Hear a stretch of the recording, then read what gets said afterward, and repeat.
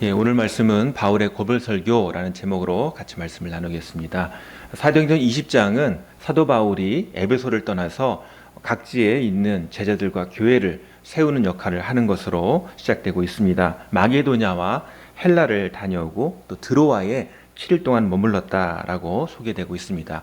드로아는 터키 서쪽에 있는 항구 도시인데 우리가 잘 알고 있는 트로이의 목막, 그 트로이와 가까이 있는 곳이 바로 드로아입니다. 그 드로아에서 바울이 모임을 갖고 있습니다. 7절 말씀입니다. 그 주간의 첫날에 우리가 떡을 떼려 하여 모였더니 바울이 이튿날 떠나고자 하여 그들에게 강론할세 말을 밤중까지 계속하매. 그 주간의 첫날, 그 주간의 첫날이면 안식일 다음 첫날을 이야기합니다. 그래서 주일날 같이 모였고, 또 주일날에 왜 모였는가? 떡을 떼려 하여 성만찬을 하기 위해서 같이 교인들이 모였습니다. 한 집에서 모였는데 그 모임 가운데 같이 떡을 떼고 교제하면서 바울이 강론을 시작했습니다. 그들에게 이제 떠나기 바로 전날이기 때문에 안타까운 마음으로 하나님에 대한 그 말씀을 전하는 일을 시작한 것이지요. 그래서 그 말씀을 강론을 할 때 언제까지 했습니까? 밤중까지 계속하며 열정을 가지고 이야기를 한 것이 밤중까지 계속되게 된 것입니다. 저녁도 먹고 또 집안의 불을 다 켜놓고 말씀을 같이 듣고 있습니다.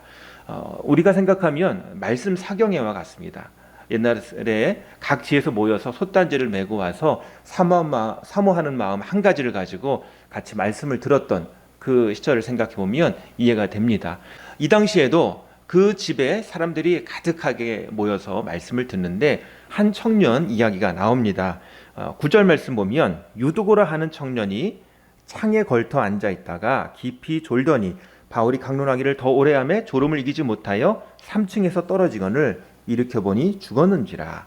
유두고라 하는 청년이 있었는데 이 청년이 자리가 없으니까 자기가 창가로 물러가서 앉았습니다. 창가에 앉으니까 시원하고 피곤을 이기기가 좋았을 것입니다. 이 유두고라는 청년에 대해서 정확한 설명은 없지만 유두고라는 이름을 통해서 유추해 볼 수가 있습니다. 유두고라는 이름은 당시 종에게 일반적으로 지어졌던 그런 이름이라고 보고 있습니다. 아마 하루 종일 그날도 주인을 위해서 열심히 집안일을 하고 왔을 것입니다. 남자 청년이니까 여러 가지 힘든 일도 많이 했을 것이고 그렇게 하루 종일 일하다가 이제 그 집에서 예배를 같이 드리고 또 바울의 강론을 듣고 있었습니다.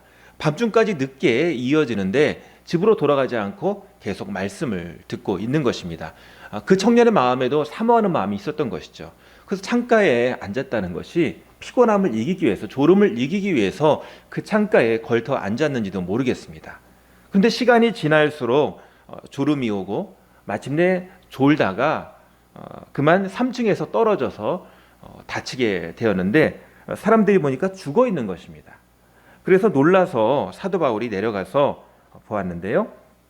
10절 말씀 보면 바울이 내려가서 그 위에 엎드려 그 몸을 안고 말하되 떠들지 말라 생명이 그에게 있다 하고 바울이 내려가서 말로만 한 것이 아니라 그 불쌍한 청년을 위해서 엎드려서 그 몸을 안고 말하되 떠들지 말라 생명이 그에게 있다라고 이야기를 합니다.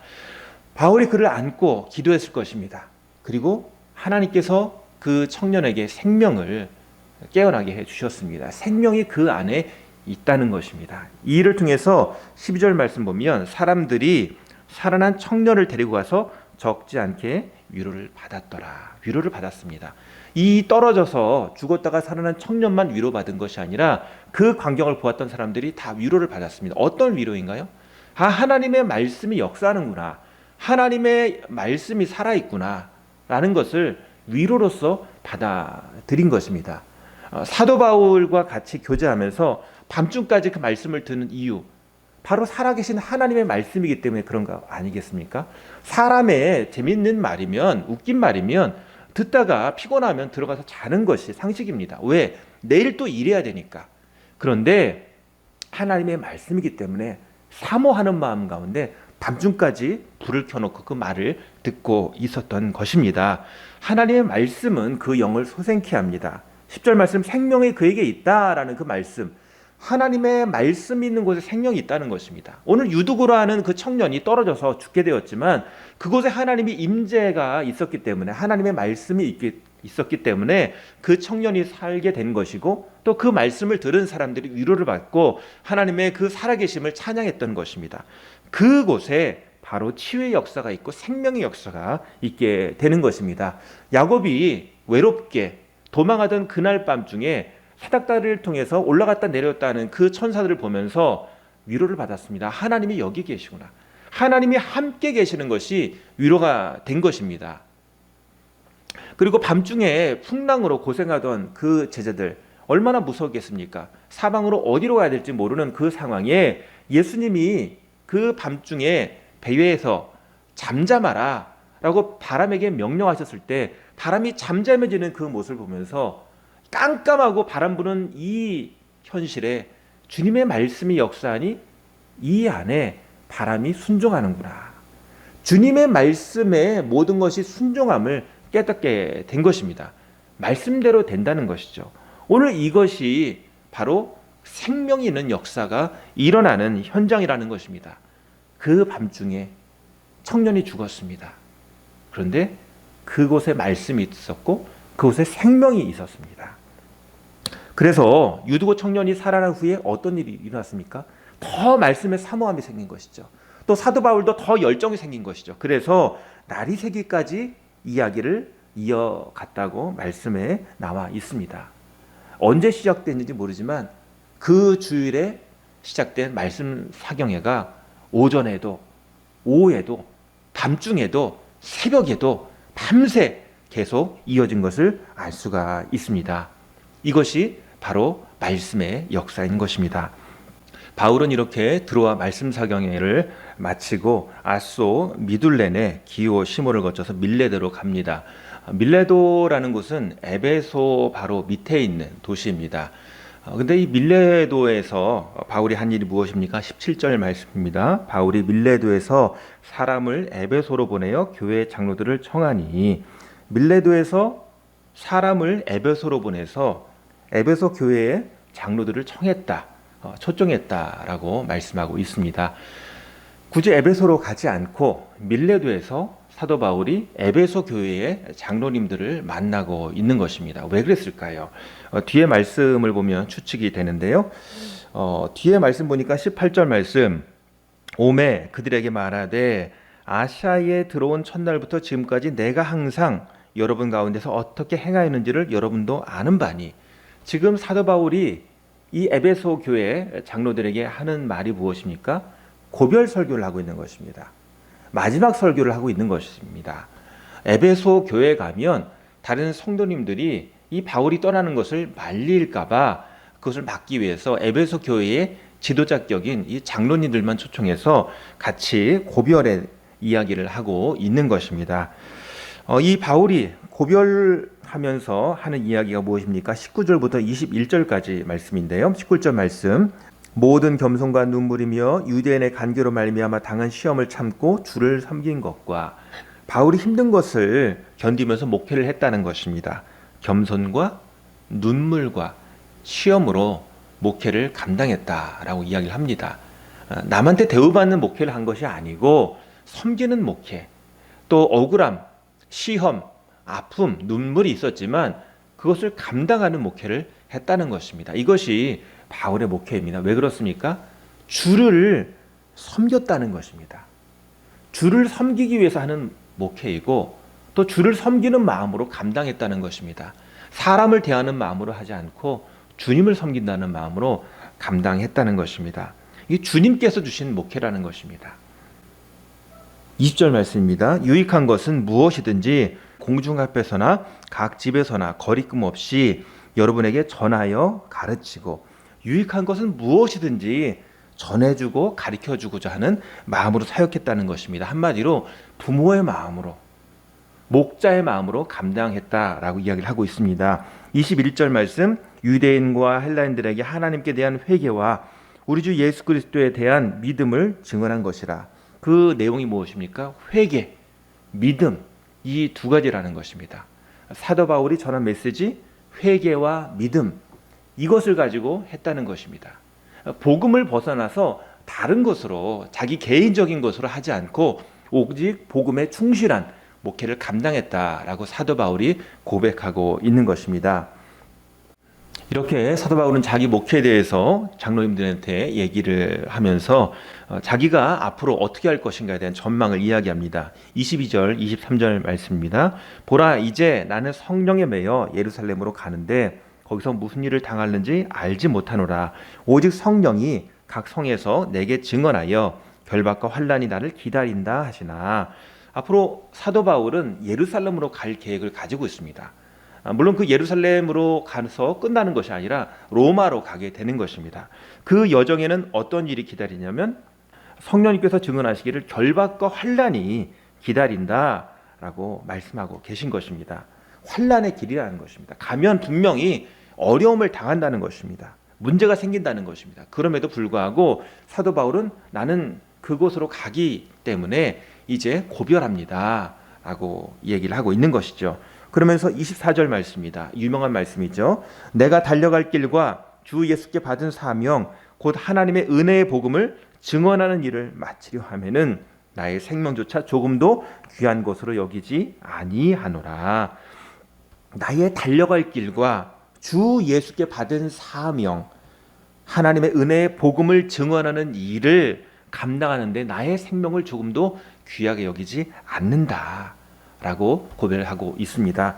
오늘 여기서 예수님께 받은 그 사명 무엇입니까? 증언하는 사명입니다. 은혜의 복음을 증언하는 일을 이라고 고백하고 있습니다. 증언한다. 이 증인, 증언이란 말은 마르티스라는 헬라어 단어입니다. 여기에는 증인만 있는 것이 아니라 순교자라는 의미까지 있습니다. 진리를 전하기 위해서 자기의 목숨까지 내놓는 사람을 이야기하고 있는 것입니다. 요즘 1917이라는 영화가 극장에서 상영되고 있습니다. 저도 아직 보지는 못했는데요. 이 1917이라는 영화는 1차 세계대전을 배경으로 하고 있습니다.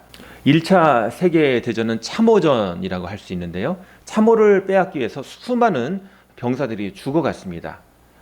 그런데 독일군이 점령하고 있던 그 참호를 이제 영국군이 점령하기 위해서 갑니다.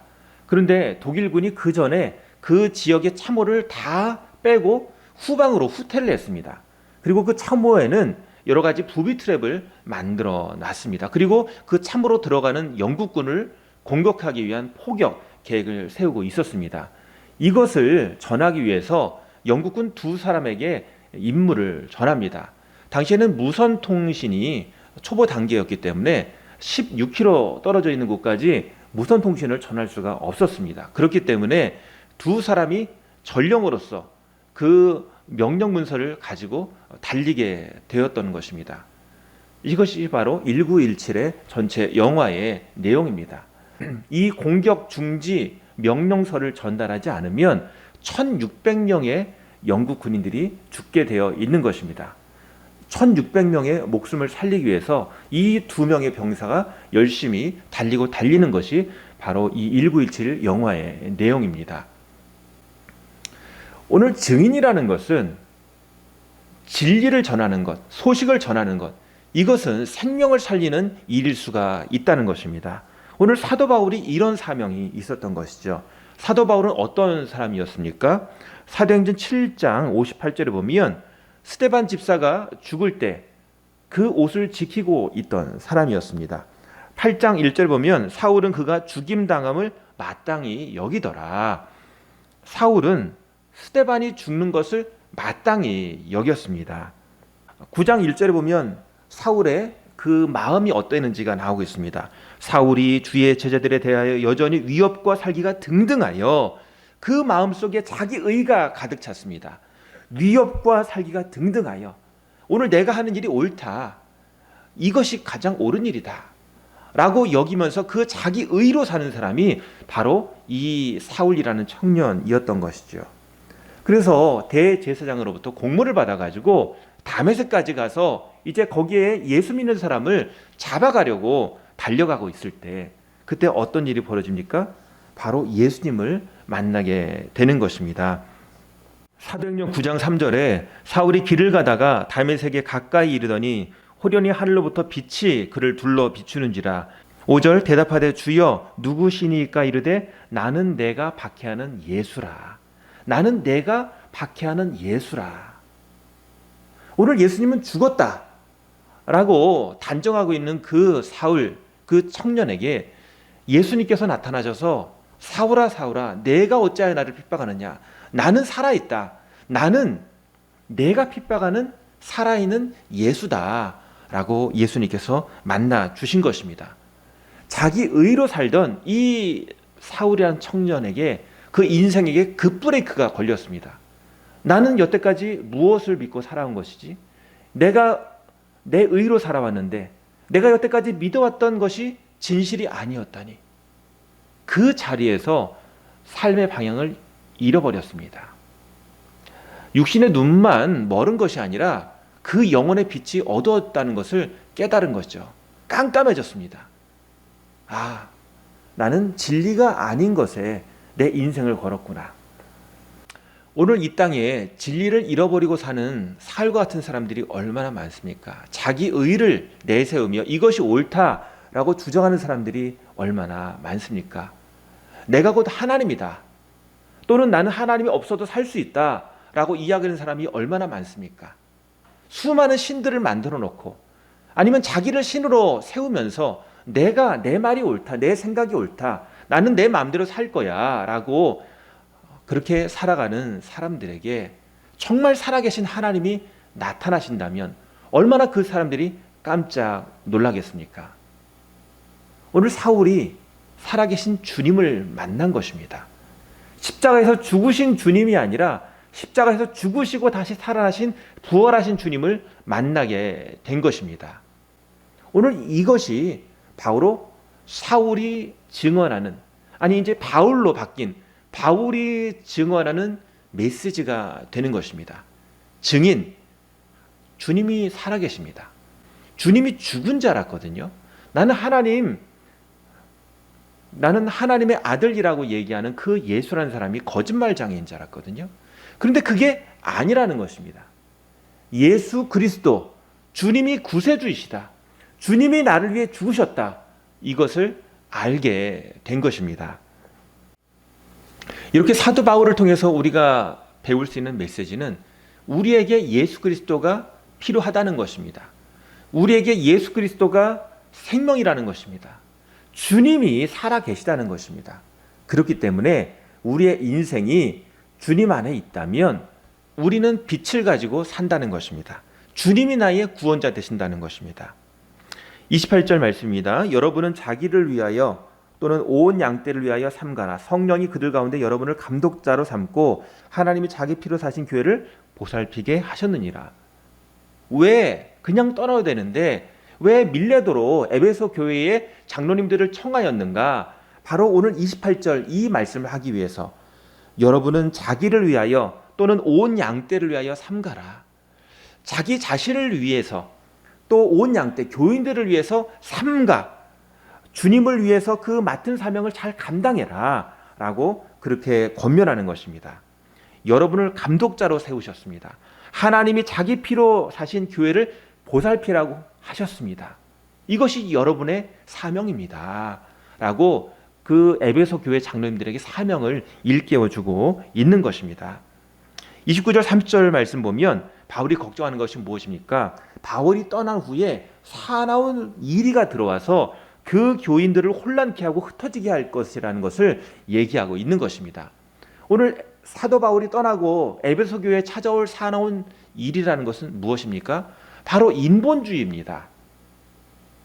사람이 우선시되는, 사람의 생각이 우선시되는 인본주의입니다. 물질주의입니다. 그리고 율법주의입니다. 사람의 노력, 사람의 행실, 할례가 중요하다. 유대인의 율법을 지키는 것이 중요하다. 이것을 강조하는 행위주의가 바로 사나운 이리처럼 들어올 경계 대상이라는 것입니다. 사도 바울이 얘기한 것이 무엇입니까? 오직 예수 그리스도, 오직 예수 그리스도. 그것이 바로 사도 바울 스스로가 경험한 것입니다. 그전에는 이렇게 해야 된다라는 율법주의로 똘똘 뭉쳐있던 그런 사도 바울 자신이었습니다. 이렇게 하는 것이 맞습니다 라고 하는 자기 인간적인 생각으로 똘똘 뭉친 사람이 바로 이 사도 바울 자신이었습니다. 그런데 다시 에베소 교회가 그렇게 하면 안 됩니다 라고 이야기를 하면서 에베소 교회의 장로님들에게 그렇게 권면하고 있는 것입니다. 우리가 필요한 것은 사람의 생각, 사람의 어떤 물질주의적인, 사람의 인본주의적인, 사람의 상식에 따른, 율법에 따른, 행위에 따른 그런 생각이 아니라 예수 그리스도 복음입니다.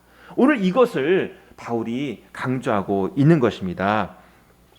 이것을 경계하라는 것이죠. 그래서 32절 말씀, 지금 내가 여러분을 주와 및 그 은혜의 말씀에 부탁하노니 그 말씀이 여러분을 능히 든든히 세우사 거룩하게 하심을 입은 모든 자 가운데 기업이 있게 하시리라. 오늘 사도 바울이 얘기하는 것이 무엇입니까? 그 은혜의 말씀에 부탁한다. 그 말씀이 여러분을 든든히 세우사. 오늘 사도 바울의 말이 아니라 이것은 주님의 말씀이라는 것입니다. 오늘 주님의 말씀 가운데 서기를 원한다는 것입니다. 사도 바울이 하나님의 말씀을 가지고 열심히 두란노 서원에서 가르쳤던 그 가르침을 잊지 말라는 것입니다. 들었던 말씀이 계속 에베소 교회를 든든하게 기초가 되어서 흔들리지 않도록 떠받쳐 주어야 한다는 것입니다. 그러면 어떻게 됩니까? 거룩하게 입은 모든 자 가운데 기업이 있게 하시리라. 그 말씀이 기업이 있게 하신다는 것입니다. 기업이라는 것은 무엇입니까? 기업이라는 것은 하나님이 주신 것이라는 것이죠. 사람으로 받은 물질, 내가 이것을 지키는 것이 기업이 아니라 오늘 하나님께서 주신 아름다운 영적인 나라가 있다는 것입니다. 하나님 나라지요. 이것이 하나님께서 우리에게 주신 기업이라는 것입니다. 사실 이스라엘 백성들에게 가나안 땅이라는 기업을 주셨습니다. 실제로 그들이 땅을 밟으면서 그곳에 농사짓고 집을 세우고 사는 그런 땅입니다. 이것이 이스라엘의 기업입니다. 그런데 이스라엘이 그 물리적인 그 땅을 어떻게 놓치게 되었습니까? 그들이 하나님께 불순종해서, 그들이 하나님을 믿지 못해서 우상을 섬기면서 그 가나안 땅에서 살았던 그 기업을 다 잃어버린 거 아니겠습니까? 오늘 하나님께서 우리에게 주신 기업은 무엇입니까? 우리가 살고 있는 물리적인 땅, 내가 가지고 있는 은행 잔고가 아니라 하나님이 우리에게 주신 영적인 사명, 영적인 하나님의 은혜가 있다는 것입니다. 주님이 주신 말씀, 주님이 주신 약속이 있다는 것입니다. 언약이 있다는 것입니다. 이것이 하나님께서 우리에게 주신 기업이라는 것이죠. 누가복음 8장 1절 말씀에 그 후에 예수께서 각 성과 마을에 두루 다니시며 하나님의 나라를 선포하시며 그 복음을 전하실세. 예수님께서 하신 일이 무엇입니까? 하나님의 나라의 복음을 전파하셨다는 것입니다. 오늘 복음을 통해서 우리가 기업이 있다는 것은 하나님 나라를 사는, 하나님 나라를 이 땅에서 우리가 누리며 사는 존재라는 것입니다. 25절에 보면 보라 내가 여러분 중에 왕래하며 하나님의 나라를 전파하였으나 이제는 여러분이 다 내 얼굴을 다시 보지 못할 줄 아노라. 사도 바울도 전파한 것이 무엇입니까? 하나님의 나라를 전파했다라고 이야기를 하고 있는 것입니다. 오늘 사도 바울이 증인이라고 얘기하는 것은 무엇입니까? 예수 그리스도. 그럼 예수 그리스도 통해서 우리가 누리는 것은 무엇입니까? 하나님 나라라는 것입니다. 하나님의 통치, 하나님의 임재, 하나님이 우리 가운데 거하시며 하나님이 우리의 삶 가운데 역사하시는 하나님의 나라, 그것을 누리며 살라는 것이 오늘 사도 바울의 메시지인 것입니다. 찬송가 508장 우리가 잘 아시죠? 우리가 지금은 나그네 되어도 라는 찬송입니다. 우리가 지금은 나그네 되어도. 근데 이 찬송의 영어 가사를 우연히 봤는데 너무 좋더라고요. I am a stranger here within a foreign land. 나는 여기서 stranger, 낯선 사람이다. 이방인이다. 모르는 사람이다. 라는 거예요. 이 땅 사는데 내가 낯설고 다른 사람에게 모르는 사람, 이상한 사람처럼 여겨진다는 것이 당연하다는 것입니다. 왜 그렇습니까? 나는 여기가 바로 내 집이 아니라는 것입니다. My home is far away. 내 집은 저 멀리 있다. 어디에 있습니까? 천국에, 하나님 나라에. 나는 그럼 왜 여기 있습니까? I'm here on business for my king. 내 왕을 위한 사명 때문에 비즈니스를 위해서 이곳에 왔다. 이곳에 살고 있다라는 것입니다. This is the message that I bring. 내가 전하는 메시지가 이건데 그게 무엇입니까? Message angels fain would sing. 천사들이 노래하고자 하는 그 메시지. 그게 뭡니까? Oh, be ye reconciled, the saith my Lord and King. 내 주요 왕 대신 이가 말씀하시는 당신 하나님과 화해하십시오. 여러분 하나님과 화해하십시오. 화목하십시오. 한마디로 회개하라는 것입니다. 주님께 돌아오라는 것입니다. 이것이 바로 주님께서 천사도 흠모하게 하는 나에게 주신 메시지라는 것입니다. 이것이 진리죠. 세상 사람들은 이곳이 내 집인 줄 압니다. 여기서 다 끝장보러 갑니다. 그런데 여기는 내 집이 아니라는 것입니다. 진짜 집은 저 멀리 있어요. 여기서는 모든 것을 이룰 수가 없는 곳입니다. 항상 부족하고 항상 한계가 있는 것입니다. 그런데 이곳에서 다 이루고 이곳을 천국으로 만들려고 하니까 항상 문제가 있는 것이죠. 하나님을 보지 못하고 내가 하나님 되려고 하다 보니까 탐욕 가운데 죄 가운데 무너져 사는 것이 바로 이 땅 소돔과 고모라와 같은 바로 이 땅의 모습이라는 것입니다. 그래서 우리에게 주신 직분이 무엇입니까? 고린도후서 5장 18절 우리를 자기와 화목하게 하시고 또 우리에게 화목하게 하는 직분을 주셨으니 19절 화목하게 하는 말씀을 우리에게 부탁하셨느니라. 하나님께서 우리에게 화목하는 직분을 주셨습니다. 다른 말로 하면 증인의 직분을 주셨습니다. 주님 없이 죽어가는 이 세상에 주님을 전하는 거죠. 당신은 이 문제 때문에 죽을 필요 없습니다. 그것 때문에 너무 고통스러워할 필요가 없습니다. 이 세상이 원래 그런 것입니다. 왜 그렇습니까? 하나님 없는 세상이기 때문에. 이곳에 하나님의 사랑과 은혜가 있어야 되고 당신에게 하나님의 은혜가 있어야 됩니다. 오늘 이 말씀을 전하고 있는 것입니다. 참 생명이 어디에 있습니까? 돈에 있지 않고 내 지혜와 내 힘에 있지 않습니다. 예수 그리스도에게 있습니다. 오늘 사도 바울은 그것을 고백하고 있고 또 에베소 교인들에게 그 삶을 살도록 하기 위해서 이 에베소 교회 장로님들에게 그 복음의 사역을 잘 감당하도록 권면하고 있는 것입니다. 오늘 우리에게 주신 이 세상을 살아가는 이유, 그것은 하나님이 나에게 주신 사명이 있다는 것입니다. 하나님이 나에게 이 세상에 살아갈 수 있는 생명을 주신 이유, 바로 하나님께서 주신 뜻이 있다는 것입니다. 이 세상을 영원한 집으로 여기지 말고 이 세상에서 나는 낯선 사람이다, 이방인이다, 그렇게 깨달으시기를 바랍니다.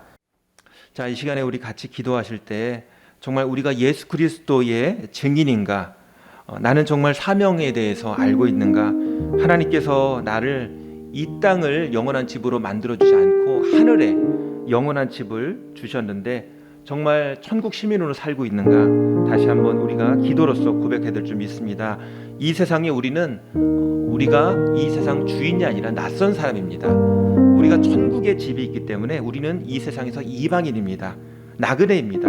이것을 기억하면서 하나님, 우리가 이 땅에 안주하는 신앙이 아니라 이 땅에서 사명 감당케 하시고 이 땅에서 천국 시민으로서 오히려 이 세상 사람들을 복되게 하는 복음의 증인 되게 하여 주시옵소서. 하나님, 천국 시민 되기 원합니다. 내가 예수 그리스도의 보혈 그 피를 힘입어서 예수 그리스도의 복음을 전하는 증인 되게 하여 주시옵소서. 이 시간 같이 기도하시겠습니다. 아버지 하나님,